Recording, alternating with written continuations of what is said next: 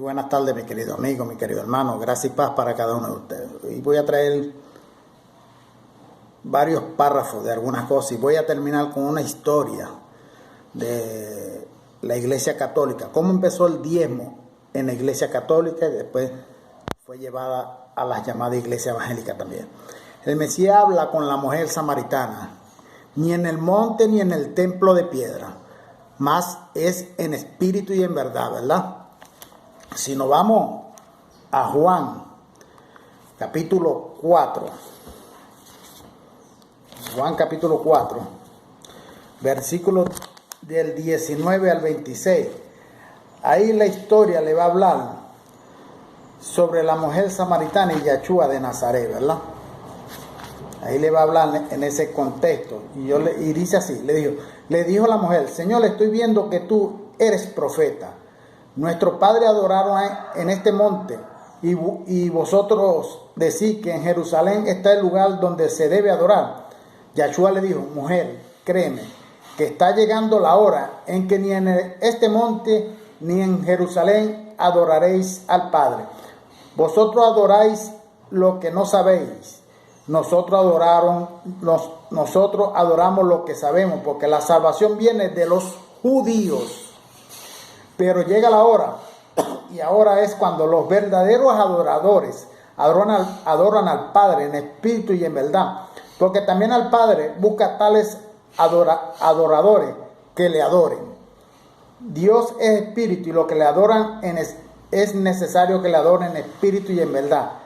Le dijo la mujer: sé que va a venir el Mesías, llamado el Cristo. Cuando Él venga, nos declarará todas las cosas. Yeshua le dijo: yo soy el que te está hablando. En esto llegaron sus discípulos y se sorprendieron de que hablara con una mujer. Sin embargo, ninguno dijo: que le preguntas o que hablas con ella. Ninguno dijo. Entonces la mujer dijo: deja su cántaro, y fue a la ciudad y dijo a los hombres: venid, ve a un hombre que me ha dicho todo cuando he hecho, y no será este el Cristo. Amigo, no se busca algo que ya está dentro de cada uno de nosotros. 1 Corintios capítulo 3 versículo 16 dice muy claro que nosotros somos el templo del Dios viviente. Más, Cristo es fiel como hijo sobre la casa de Dios, mi querido amigo. Y esta casa somos cada uno de nosotros. Si es que nos apegamos firmemente a la confianza y a la esperanza que estamos viviendo ahora en la plenitud de la gloria de Dios. Hechos 7:48, Juan 14 del 21 al 23. En cuanto la gente no entienda, en cuanto las personas no entiendan que Yeshua de Nazaret era judío, rey de los judíos, que Yeshua de Nazaret predicaba la ley, cumplió la ley, vino a cumplir la ley por los judíos, o sea, el judaísmo. Romanos 15:8 dice: pues os digo que Cristo Yeshua se puso a servicio de la circuncisión para mostrar la verdad de Dios, para confirmar la promesa hecha a los padres. Él está hablando a los judíos. La circuncisión es el evangelio de la ley, y a los padres de los judíos de aquella época. Y que los evangélicos son, mi querido amigo, son los evangélicos, y que los evangélicos son o están encerrados, están en un encerramiento, están encerrados espiritualmente en la ley. Y los evangelios es el encerramiento también de la ley judaica, que Yeshua le puso fin, y es el fin de esa ley, lo dice Romanos 10:4. Y que el testamento solo después de su muerte, un testamento es válido después de la muerte del testador. Hebreos 9:16-17 dice: porque donde hay testamento es necesario que ocurra la muerte del testador, porque un testamento es firme en caso de muerte, pues no tiene vigencia entre tanto que el testador vive. El nuevo pacto, el nuevo testamento se hizo vigente después, espiritualmente, después de la cruz del Calvario, después que Yeshua de Nazaret murió. Entonces, mi querido amigo, ustedes van a seguir continuando presos en esos cautiverios llamados por los hombres de iglesias, con sus dogmas y con doctrina de hombres, en esas cárceles llamados de iglesia por los hombres, van a seguir presos ahí. Infelizmente hay muchas personas hoy en día que creen lo que dicen algunos de esos vagabundos pastores. Son perros golosos, mercenarios de la fe, que dicen que el diezmo en dinero es una cuestión de fe, dicen ellos. Entonces yo le pregunto a ustedes, si el diezmo en dinero es una cuestión de fe, ¿por qué los discípulos de Yahshua de Nazaret no tenían fe entonces? Porque ellos no diezmaron y nunca diezmaron y nunca enseñaron del diezmo. ¿Por qué Yahshua de Nazaret entonces, el mismo Dios en carne, no tenía fe? Él no diezmó y nunca diezmó. ¿Por qué los discípulos de Yahshua de Nazaret nunca diezmaron? ¿Por qué el apóstol Pablo y la iglesia primitiva nunca diezmaron? ¿Será que ellos tampoco tenían fe? Según los pastores de la actualidad, que dice que el diezmo es cuestión de fe. Mire esa herejía y esa mentira. El apóstol Pablo, predicador de la gracia de Dios, que fue primeramente a los gentiles y años después volvió a Jerusalén, nunca predicó de diezmo. Y nunca el diezmo fue dinero. Mi querido amigo, ¿será que Pablo tampoco tenía fe? Según los pastores de la actualidad de estas llamadas iglesias evangélicas y de las iglesias católicas también, ¿no? Que el diezmo fue inventado desde ahí. Eso es una gran mentira de esos pastores de hoy en día y de esos sacerdotes católicos. Mercenarios de la fe, porque el diezmo nunca fue dinero, el diezmo era alimentos. Mi querido amigo, mi querido hermano, deje de ser bestia. El diezmo nunca fue dinero, el diezmo era alimento, era una ordenanza judía, una de las tantas leyes de Moisés para el pueblo de Israel. Ese falso diezmo predicado hoy en día por estas sectas evangélicas fue inventado por el rey de Francia. Por eso hay que investigar mucho de dónde vienen esas doctrinas de estos religiosos. Fue inventado por el rey de Francia llamado Carlos Magno en el año 785 después de Cristo. ¿Quién era Carlos Magno? Carlos Magno era un católico fervoroso de la llamada Iglesia Católica.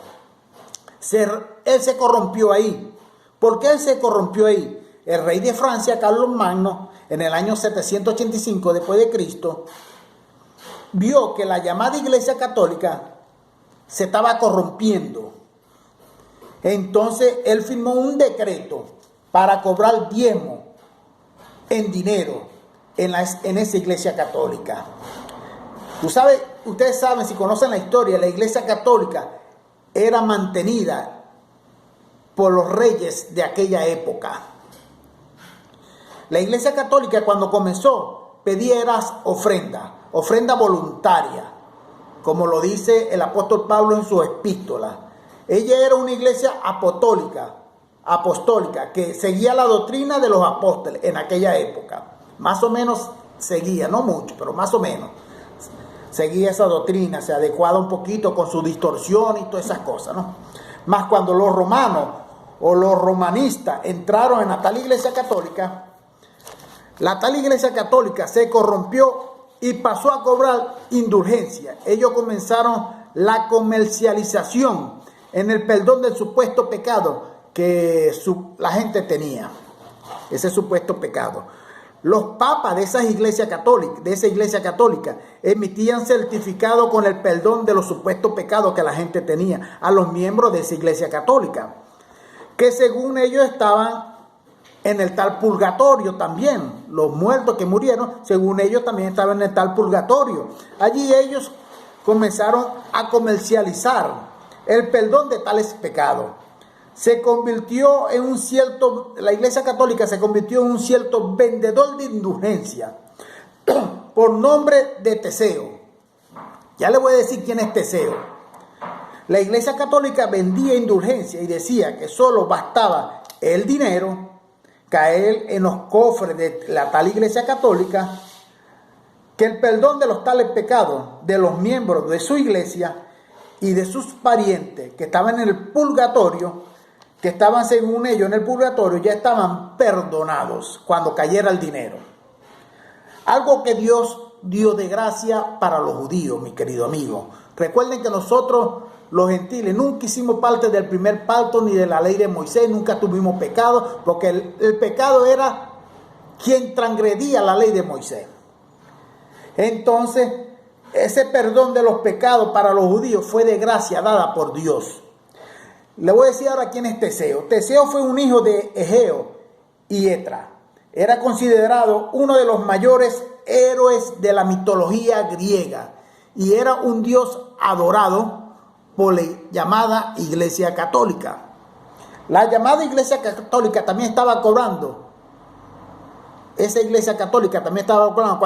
Cuando esa Iglesia Católica se corrompió, ellos pasaron a adorar imágenes de cultura y todo lo que era hecho a través de ofrenda voluntaria.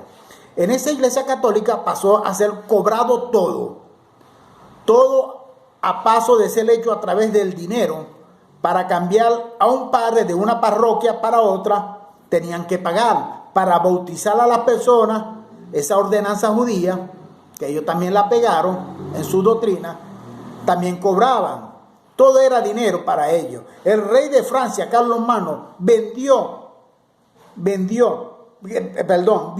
viendo que la tal Iglesia Católica estaba corrompida en el año 785 después de Cristo, firmó un decreto para cobrar diezmo como dinero en la tal llamada Iglesia Católica. Entonces ahí a esos tales pastores de hoy en día, de estas iglesias evangélicas, copiaron esa doctrina de la Iglesia Católica y comenzaron a cobrarle ese diezmo en dinero en sus iglesias, en sus cautiverios llamados de iglesias, en sus cautiverios evangélicos llamados de iglesias. Mas el diezmo nunca fue dinero. El diezmo siempre fue alimento y siempre fue una ordenanza judía que fue abolida en la cruz del Calvario. Si nos vamos a los libros de Deuteronomio 14, Deuteronomio capítulo 14, por eso yo le digo que es bueno investigar y leer bastante. Esta generación de hoy en día tiene pereza de leer y de investigar, mi querido amigo. Se deja llevar todo por lo que dice un tal líder religioso y no investiga y no lee. Deuteronomio 14:22 dice así: y comerá delante de Yahweh tu Dios en el lugar que él escoja para poner allí su nombre, el diezmo de tu grano, de tu vino, de tu aceite y las primicias de tu manada, de tu ganado, para que aprenda a temer a Yahweh tu Dios todos los días. En esta época, a partir de febrero, muchas iglesias evangélicas están cobrando primicia, supuestamente para el sacerdote, que es el tal pastor. Otra ordenanza más judía, una ley más judía, que ellos la pegaron como doctrina para explorar a ustedes, para explorarlo, para vaciarle su bolsillo, mi querido amigo. Si nos vamos a Levítico, nos vamos a número 18, versículo 21, número 18, versículo 26. Y aquí que yo he dado a los hijos de Leví todos los diezmos en Israel por heredad, por su ministerio, por cuanto ellos sirven en el ministerio tabernáculo de reunión.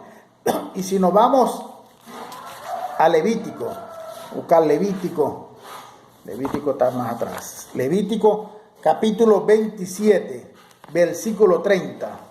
Levítico 27, 30 dice así: y el diezmo de la tierra, así de la simiente de la tierra, como del fruto de los árboles, de Yahweh es cosa dedicada a Yahweh, mi querido amigo. Y si nos vamos al libro histórico de Mateo 23, es muy claro. Ahí Yahshua de Nazaret le está hablando a los escribas y a los fariseos. Hay de vosotros, escribas y fariseos, hipócritas, porque pagáis el diezmo de la meta, del eneldo y del comino, y habéis dejado lo más importante de la ley, la justicia, la misericordia y la fe. Esto es necesario hacer, sino dejar de hacer aquello. Amigos, la meta, el eneldo y el comino eran ramas, alimento, mi querido amigo. Eran ramas, alimento, no era dinero. No era dinero. Y esa palabra no fue para nosotros. Ahí ustedes van a ver que el diezmo era alimento. El problema de esta generación de hoy en día, aquí a donde estamos nosotros, en el siglo XXI es que no le gusta leer, no le gusta investigar la escritura y la historia de las escrituras. El libro de Oseas, el profeta Oseas le dice a los israelitas en Oseas 4:6, mi pueblo fue destruido porque le faltó conocimiento. Por cuanto desecharé el conocimiento, yo te echaré del sacerdocio. Y porque olvidaste la ley de tu Dios, también yo me olvidaré de tus hijos. ¿Saben ustedes qué conocimiento es ese, mi querido amigo? El conocimiento de la palabra de Dios. El diezmo nunca fue dinero, el diezmo era alimento. Y fue una ordenanza judía para los judíos de aquellas generaciones. El diezmo como dinero es un gran robo, es un gran golpe, es una gran estafa de esos mercenarios de la fe, autotitulados de sacerdotes, de padres o de pastores, de apóstoles o de profetas de hoy en día.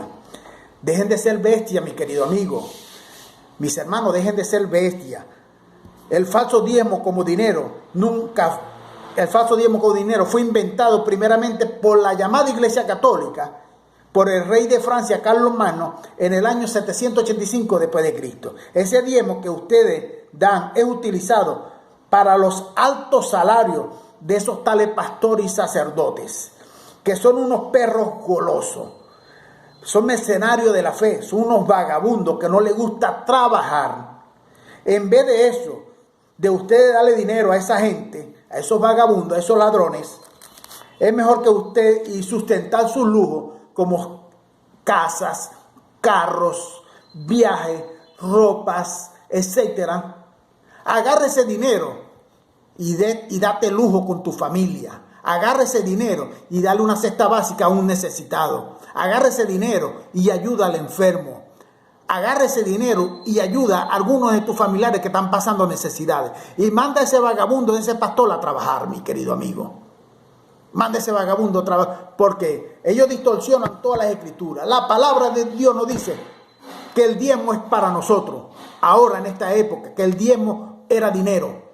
El diezmo fue una ley judía, una ordenanza para el pueblo de Israel de aquella época. Ese diezmo espiritualmente fue abolida en la cruz del Calvario por Cristo Yahshua. Y después físicamente, después del Apocalipsis, el juicio de Dios sobre Israel en el año 70, mi querido amigo. Entonces, agarre ese dinero, pague la luz de su casa, pague el agua de su casa, compre una cesta básica, salga a pasear con sus hijos, salga a pasear con sus familiares, vaya para el río, vaya para la playa, vaya para la piscina, dése un banquete con su familia, haga una cesta básica, ayude a un necesitado cerca de su barrio donde vive, ayude al enfermo y ayude a algún familiar de ustedes que esté pasando necesidades. Y mande a esos vagabundos a trabajar, porque ellos no van a seguir viviendo. El apóstol Pablo dio ejemplo. El apóstol Pablo trabajaba de día y predicaba de noche. Y con su salario, con lo que ganaba el apóstol Pablo, se sustentaba él y ayudaba al necesitado. Ahí lo dice en el libro Tesalonicenses, muy claro lo dice él. Y él dice que el que no trabaje, que no coma. Entonces, el apóstol Pablo nos enseña con esa palabra a nosotros, que el que no trabaje, que no coma. Mande a esos vagabundos a trabajar y usted ayude al necesitado, ayude a sus familiares y dé ese lujo con el salario del sudor de su frente. Gracias y paz para cada uno de ustedes.